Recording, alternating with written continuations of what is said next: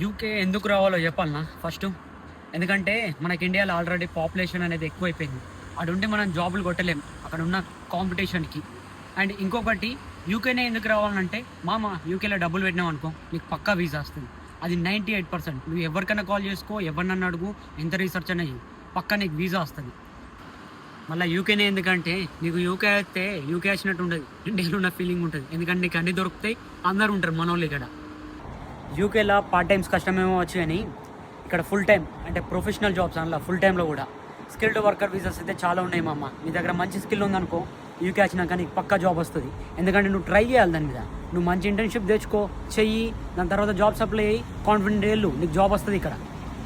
And ఇంకొకటి, UK ఎందుకు రావాలంటే మనకి దీనికి రీజన్ అవసరం లేదు అసలుకే. ఎందుకంటే తెల్లోడు మన దగ్గర నుండి ఎంతో తీసుకువెళ్ళు, మనం కూడా ఇచ్చి ఇక్కడ మంచిగా తీసుకో.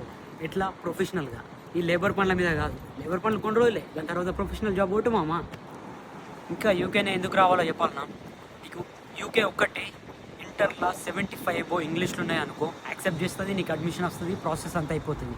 ఇక మిగతా ఇంగ్లీష్ స్పీకింగ్ కంట్రీస్ అన్నీ ఇంగ్లీష్ ప్రొఫిషియన్సీ సర్టిఫికేట్ అనేవి అడుగుతాయి పక్కా.